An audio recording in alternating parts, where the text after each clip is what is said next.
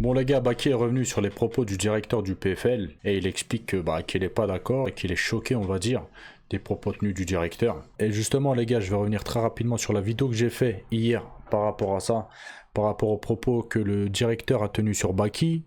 Et je m'attendais à que tous les gens, du moins la plupart des gens, soient d'accord avec moi. Ma grande surprise, pas du tout. La plupart des gens donnent raison au directeur du PFL. Donc pour le coup, je suis choqué, les gars, je suis extrêmement choqué. Et je vais vous expliquer pourquoi. Déjà pour mettre les trucs dans leur contexte. Il y en a qui disent Baki c'est personne.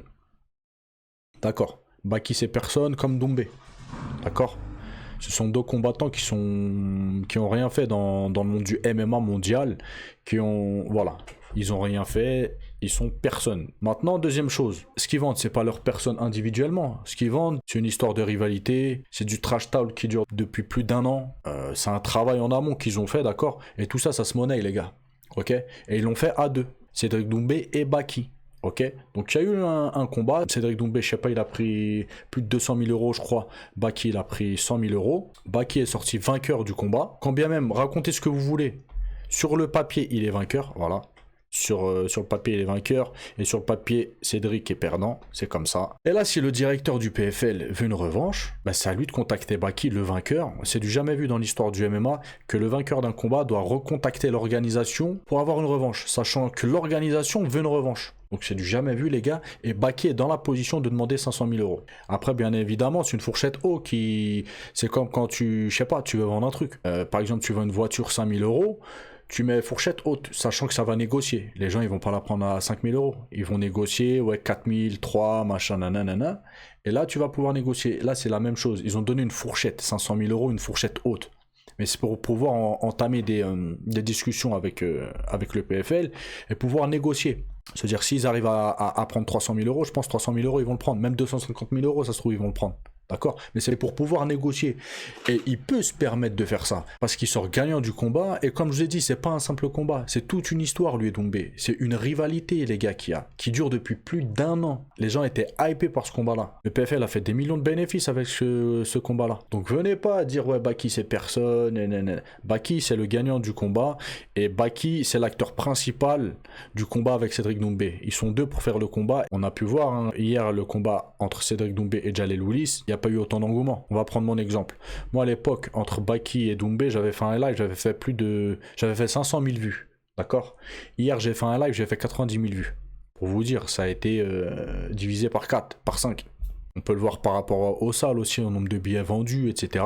C'est là où je veux en venir. Baki et Doumbé, c'est toute une histoire et tout ça, ça se monnaie. Et le PFL, ils le savent. Et si ce combat-là n'était pas bankable, ils voudraient pas de revanche, ils s'en foutraient. Là, s'ils veulent un match retour, une revanche, c'est qu'ils sont gagnants dans l'histoire. D'accord. Et Baki étant l'acteur principal avec Doumbé, ils sont dans la mesure de dire à une grosse organisation multimillionnaire, on veut tant, sinon on ne combat pas. Voilà. Après, dites pas, ouais, Baki va signer à l'UFC, il va gagner 20 000 plus 20 000, etc. Baki, il a 22 ans. Et il peut performer dans les prochaines années à l'UFC, et il peut toucher gros à l'UFC. Et c'est pas aussi parce que l'UFC va lui proposer des petits cachets qui doit tout accepter de la part du PFL. Même si le PFL donne 300 000 euros à Baki, il y a moyen que le PFL sorte gagnant dans l'histoire. Donc qui lui donne, qu'ils arrêtent de faire les pinces, et le combat il se fera. Et arrêtez de dire que Baki il a peur, il n'a pas eu peur la première fois pour affronter Cédric Doumbé. Pourquoi il aurait peur la deuxième fois? En tout cas, il y a beaucoup de personnes qui m'ont choqué.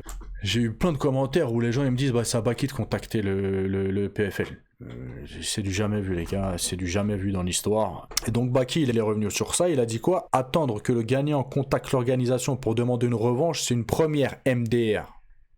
Après il a dit quoi? J'ai reçu aucune proposition du PFL et j'ai même pas encore été payé en entier depuis le combat. J'ai fait un détour pour les gens, donnez-moi une raison de le refaire, le combat, ou laissez-moi avancer. Mais il a raison les gars, le mec il parle français. Le mec il parle français. Bon, pour ceux qui disent ouais il a pas été payé, etc.